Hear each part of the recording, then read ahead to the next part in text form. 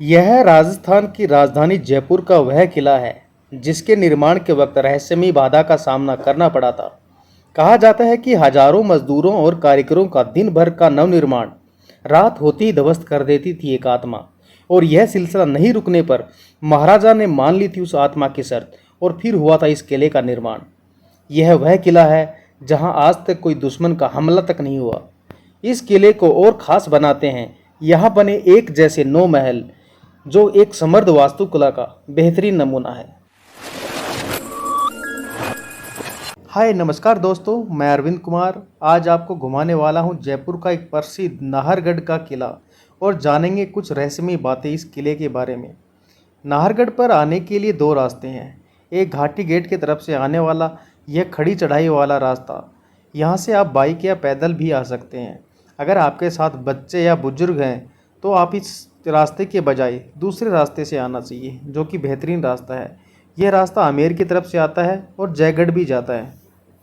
तो दोस्तों, मैं घाटी गेट के जो रास्ता है, जो ऊंची खड़ी चढ़ाई वाला रास्ता है, उस रास्ते से हम ऊपर जा रहे हैं।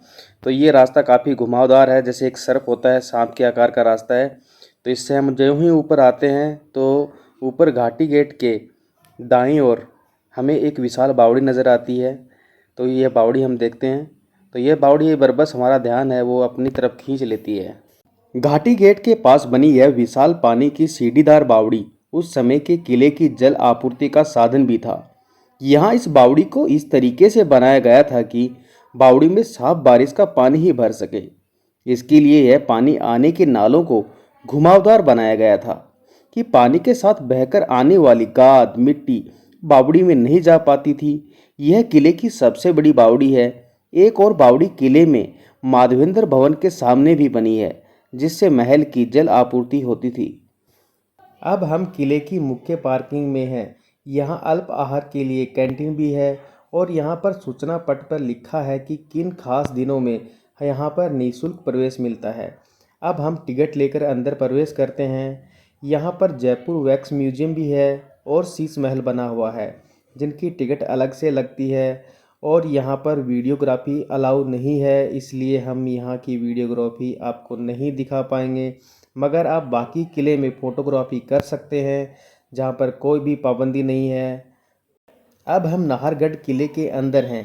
कहा जाता है कि जब 1734 में सवाई जयसिंह ने आमेर व जयपुर की सुरक्षा के लिए जब इस 700 फीट ऊंची पहाड़ी पर इस किले को बनवाना आरंभ किया था, तब एक रहस्यमयी घटना हुई थी। इस किले को दिन भर हजारों मजदूर जो इसको नवनिर्माण करते थे, वह रात को अपने आप एक आत्मा के द्वारा तहस नहस कर दिया जाता था। बार बार यह होने पर मजदूर व कारीगर भी यहाँ पर निर्माण कार्य करने से डरने लगे थे। तब राजा ने तांत्रिक रत्नाकर पौंडरिक से समाधान पूछा तो बताया गया कि यहाँ पर एक क्षत्रिय योद्धा नाहर सिंह भोमिया की आत्मा का बसेरा है। आत्मा ने कहा कि पहले मेरा स्थान बनाओ, फिर यह किला बनेगा। फिर ऐसा ही हुआ, तब जाकर यह किला बना। पहले इसका नाम सुदर्शनगढ़ रखा जाने वाला था, लेकिन नाहर सिंह के नाम पर इस किले का नाम नाहरगढ़ रखा गया। अब हम राजा के महल के बाहर हैं, जो हमारे बाईं ओर है। यहाँ पहले वंस अपॉन ए टाइम नाम से रेस्टोरेंट चलता था, जो अभी बंद है। तो केवल पर्यटक माधवेंद्र भवन के 9 महलों को ही देख सकते हैं, जहाँ 1883 में सवाई माधो सिंह ने अपनी 9 रानियों के लिए एक जैसे 9 महल बनवाए थे। अब हम महल के अंदर चलते हैं। ये महल यहाँ के स्थानीय पत्थर व चूने से बने हैं।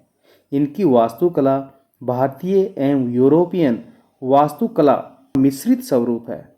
अब मैं माधवेंद्र भवन के मुख्य प्रांगण में हूँ। यहाँ दोनों ओर कतार में 3-3 महल बने हैं। अगर आप किसी भी एक महल को देखते हैं तो किसी भी महल में कोई भी अंतर नहीं देख पाएंगे। बाकी 3 महल सामने के दरवाजे के अंदर बने हैं। देखा जाए तो 9 महल एक जैसे हैं, फिर भी 2 महलों को थोड़ा खास बनाया गया है। ये 2 महल महाराजा की मुख्य रानियों के थे। सभी महलों के अलग अलग नाम हैं, जैसे कि सूरज प्रकाश, खुशहाल प्रकाश, जवाहर प्रकाश, ललित प्रकाश, आनंद प्रकाश, लक्ष्मी प्रकाश, चांद प्रकाश, फूल प्रकाश और बसंत प्रकाश हैं।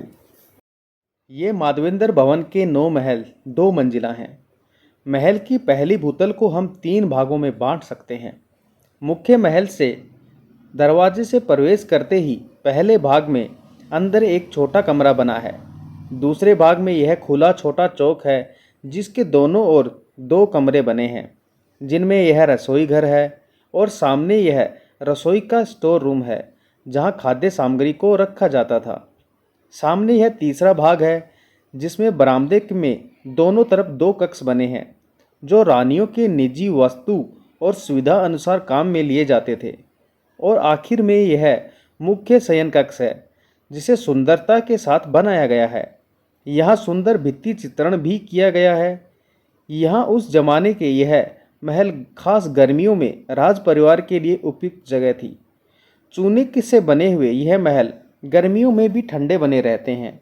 यहाँ छत में लगे यह लोहे के कड़ों में रानियों के लिए झूला भी लगाया जाता था और इन कड़ों में हवा के लिए बड़ा हाथ पंखा लगाकर दासियां हवा झलने का काम किया करती थी। यहाँ यह भाग सर्दियों में लकड़ी जलाकर कक्ष को गर्म रखने के लिए था। इस शयन कक्ष के अंदर हम देखते हैं कि यहाँ पे फ्रेस्को भित्ति चित्रण का काफ़ी अच्छा प्रयोग किया गया है। यहाँ पे खूब अच्छे फल फूलों के रंगों से जो कि यहाँ पे चित्रण किया गया है। और इस कमरे के अंदर हम देखते हैं कि अंदर एक और कमरा, इधर जो दाएं तरफ और बाईं तरफ 2 छोटे छोटे कक्ष और बनाए गए हैं। ये जो रानियां अपने स्टोर रूम के लिए काम में लेती थी, एक इधर है और दूसरा जो कमरा है वो एक इधर भी छोटा एक कमरा बनाया गया है। और इसके अलावा हम बाहर की तरफ चलते हैं तो यहाँ पर इस बरामदे के अंदर भी दोनों तरफ ये 2 रूम हैं जो बनाए गए हैं। आप देख पा रहे होंगे कि यहाँ पर भी हर जगह जो फ्रेस्को भित्ति चित्रण है वो हर जगह किया हुआ है। दीवारों पे सुंदर चित्रकारी हर जगह की हुई है। तो हम जो ही बाहर निकलते हैं तो इस चौक में आते हैं तो ये हमारे सामने महल का किचन है, रसोई घर, जहाँ पर जो रानी होती थी हर रानी का अलग अलग सेपरेट किचन था। हर महल एक जैसा ही बना है। तो ऊपर आप देख सकते हैं कि ये एक चिमनी बनाई गई है जिससे कि धुआं है वो अंदर ना फैले और धुआं यहाँ का बाहर निकल जाए। यहाँ पे एक अलमारी भी बनी हुई है जिसके अंदर कुछ किचन का सामान वगैरह रखने के लिए काम में लिया जाता था। तो ये छोटा सा किचन है और किचन के बिल्कुल सामने हम देखते हैं तो एक छोटा स्टोर रूम भी बना हुआ है जहाँ पर किचन के जो खाद्य सामग्री होते हैं, रॉ मटेरियल होते हैं, उनको रखा जाता था। तो ये काफ़ी इसके अंदर अलमारियाँ वगैरह बनाई हुई हैं चारों ओर आप देख पा रहे हैं। तो यहाँ पे सामने आप देखिए यहाँ पे अलमारियाँ जिसके अंदर सामान रखा जाता था। और यहाँ पे भी ये फ्रेस्को भित्ति चित्रण है वो किया हुआ है। और हमने लगभग नीचे के महल का पूरा भाग है उसको देख लिया है। अब हम ऊपर चलते हैं तो किचन के साथ से ऊपर जाने के लिए सीढ़ियाँ यहाँ पे बनी हुई हैं। तो इन सीढ़ियों से हम ऊपर चलते हैं। वीडियो में आप देख पा रहे होंगे कि दोनों तरफ प्लास्टर ऑफ पेरिस है वो किया गया है। ये महल का दूसरी मंजिल है। सामने ऊपर वो दिखाई दे रही हैं वो सीढ़ियाँ हैं जो महल के जो स्टार्टिंग के जो 2 महल हैं उन्हीं के अंदर छत पे जाने के लिए सीढ़ियाँ हैं। बाकी किसी भी महल में जाने के लिए सीढ़ियाँ नहीं, ऊपर छत पे जाने के लिए, ऊपरी छत पे जाने के लिए। तो यहाँ पे हम चलते हैं पहली मंजिल में जो ऊपरी मंजिल है। इसमें हम देखते हैं कि ये बिल्कुल नीचे वाली मंजिल के ऊपर हूबहू वैसा ही बना हुआ है। इधर भी इसमें एक कक्ष है और दूसरी तरफ भी एक कक्ष और बना हुआ है। ये दूसरी तरफ एक कक्ष बना हुआ है, यह अभी बंद किया हुआ है। तो ये महल है, ऊपर का महल जो नीचे का महल है उसी के ऊपर सेम टू सेम ऊपर बना रखा है इन्होंने। तो यहाँ पर भी खूब अच्छी भित्ति चित्रण है वो किया गया है। आप देख पा रहे हैं यहाँ पर सुनहरी रंग के अंदर भी भित्ति चित्रण किया गया है, बिल्कुल सुंदर। और यहाँ से हम बाहर की तरफ बिल्कुल ठंडी हवा यहाँ से आ रही है। ऊपर भी यहाँ पर आप देख पा रहे होंगे यहाँ पे भी कड़े लगाए गए हैं जहाँ पर महारानियाँ होती थी वो अपना झूला डालती थी हवा के लिए। तो अंदर भी यहाँ पे खूब अच्छी फ्रेस्को भित्ति चित्रण है वो किया गया है। ये महल काफ़ी हवादार है और रोशनी से भरा हुआ है, क्योंकि जो नीचे के महल उनमें इतनी ज़्यादा रोशनी नहीं है, लेकिन यहाँ पे खूब रोशनी है। और ये सामने जो हमारे जो नज़र आ रहा है ये शायद उस टाइम का बाथरूम होगा। यहाँ पर शीशा भी लगा हुआ है जिसके अंदर जो रानियाँ होती हैं वो अपना श्रृंगार वगैरह कर सकती थी। यहाँ पे देखो नीचे नाली भी है, तो शायद ये उस ज़माने का जो बाथरूम था वो है, ये नहाने के लिए इसका इस्तेमाल किया जाता होगा। और हम बाहर निकलते हैं तो सामने देखते हैं कि सामने भी एक ऐसा ही एक छोटा रूम है वो और बना हुआ है।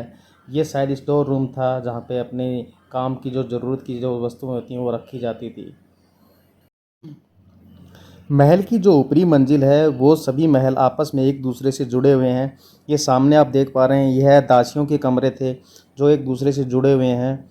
और यहाँ आप सामने देख पाएंगे कि ये है जो इसको राजा का गलियारा कहा जाता है। ये महल में चारों ओर घूमता हुआ है, जिसके अंदर से राजा बिना किसी रानियों को पता चले किसी भी रानी से मिलने जा सकता था, ताकि रानियों के अंदर आपस में जो झगड़े होते हैं वह ना हो। तो ये आप देख रहे हैं, यह एक तरफ से इधर से हम चलते हैं तो ये राजा का गलियारा है।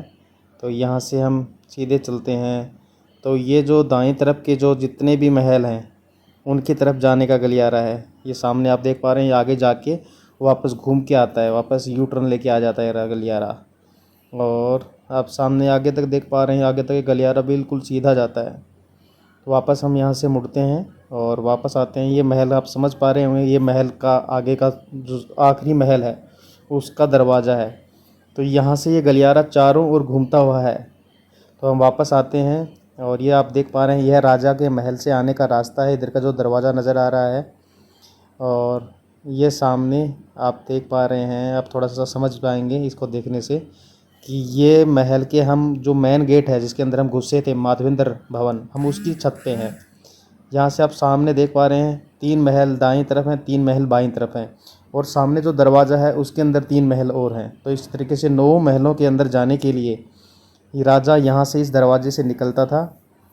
ये सामने जो दरवाज़ा नज़र आ रहा है ये राजा के जो महल है उसकी तरफ से दरवाज़ा आता है। इस तरफ के गलियारे की तरफ जो बाईं तरफ का जो भाग है ये उसकी तरफ ये गलियारा जाता है। तो यहाँ आप सामने बिल्कुल देख पा रहे होंगे कि ये गलियारा सीधा सीधा ये गलियारा चलता जाता है। और ये वापस से हम उसी महल में वापस आ गए जहाँ पे हम पहले आए थे। पहला महल है ये, इससे हम सीधे आगे चलते रहेंगे तो ये सीधा दूसरे महल के अंदर आ गए हम यहाँ पर। यहाँ से हम सीधा दूसरे महल के अंदर आ जाते हैं। तो इस गलियारे का प्रयोग करके राजा गुप्त रूप से किसी भी रानी से मिलने के लिए जा सकते थे, जिससे कि रानियों में आपस में झगड़े होने की वजह कम हो जाती थी। तो दोस्तों अब हम चलते हैं इन महलों में सबसे यूनिक महलों की तरफ। आपको पता है कि यहाँ पर 9 महल हैं जो सभी एक दूसरे से बिल्कुल समान हैं, लेकिन 2 महल ऐसे हैं जिनके अंदर कुछ अलग है और इनको खास बनाता है। ये जो महल है ये मुख्य पटरानी का महल है। तो इसमें आप देख पा रहे होंगे कि सामने जो नीचे और ऊपर जो महल बने हैं वो डबल बने हुए हैं। तो जिस तरीके से बाकी नीचे का जो महल है जिसमें नीचे के जो शयन कक्ष हैं, एक इधर भी बना हुआ है शयन कक्ष, एक इधर भी बना हुआ है। देखो आप नीचे भी देख पा रहे होंगे कि नीचे जो महल है वो एक इधर भी बना है और इधर भी बना है। तो इसमें किचन और जो स्टोर रूम है वो तो सिंगल ही हैं, लेकिन जो शयन कक्ष जो हैं तो नीचे भी 2 शयन कक्ष हैं और ऊपर भी 2 शयन कक्ष हैं। तो ये जो महल हैं ये दोनों कॉर्नर पे हैं। तो महल के अंतिम छोर पर जो दोनों कोने हैं उनमें 2 महल जो बने हैं, उन दोनों महलों में एक एक जो शयन कक्ष हैं वो एक्स्ट्रा हैं। आप यहाँ पे देख पा रहे हैं एक इधर और एक इधर, दोनों जो शयन कक्ष हैं वो यहाँ पर ज़्यादा हैं। तो ये 2 जो महल हैं, जो लास्ट के जो 2 महल हैं जिनमें 2 शयन कक्ष हर कक्ष में ज़्यादा हैं, ये मुख्य पटरानियों के महल हुआ करते थे। तो दोस्तों हम महल के ऊपरी छत पे चलते हैं। तो वापस हम पहले महल में आते हैं, क्योंकि सीढ़ियां हैं जो पहले और अंतिम जो महल है जो दरवाजे के पास में है, इन्हीं के ऊपर जाने के लिए छत पर सीढ़ियां हैं। और ये सीढ़ियां भी इतनी संकरी हैं कि इसमें से सिर्फ एक बार में एक ही व्यक्ति ऊपर जा सकता है। तो ये जो महल है ये जयपुर का ताज बोला जाता है, क्योंकि यह जयपुर में सबसे ऊंचाई पे है और यहाँ से आप पूरे जयपुर का जो व्यू है वो आप देख सकते हैं। तो हम ऊपर आ चुके हैं और ऊपर से आप ये ज़बरदस्त व्यू देखिए इस महल का।